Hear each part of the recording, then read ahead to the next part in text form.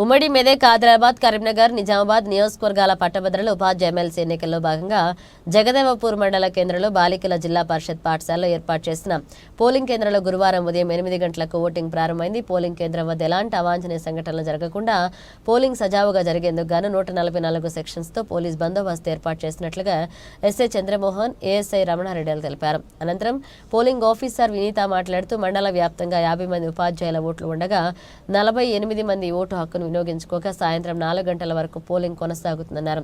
మండల వ్యాప్తంగా పట్టభద్రులు 974 ఓట్లకు గాను ఇప్పటి వరకు 522 మంది ఓటు హక్కును వినియోగించుకున్నారు. ఇంకా ఓటు వేసేందుకు పోలింగ్ కేంద్రాల వద్ద ఓటర్లు బారులు తీరారు.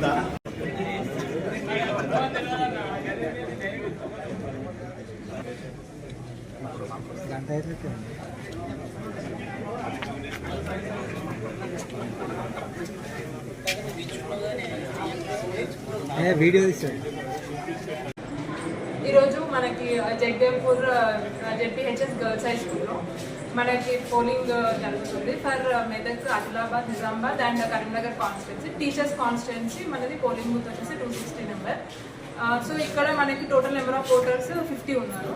ఈ 50లో మనకి ఇప్పటి వరకు అయితే ప్రెసెంట్ టైం మనం ఇప్పుడు 2:30 వరకు 48 మెంబర్స్ మనకి పోలింగ్ అటెండ్ అవ్వడం జరిగింది. 40 టోటల్స్ వచ్చారు. ఇంకా ఒక మేల్ అండ్ ఫీమేల్ ఓటర్స్ మిగిలి ఉన్నారు. దానికోసం మేము చూస్తున్నాం.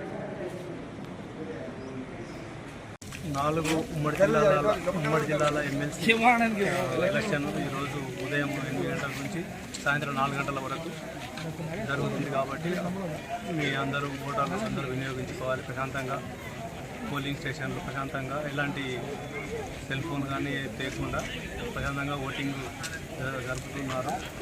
దీనికి ఓటర్లు కూడా సహకరించాలని పోలీసు వారు మనది.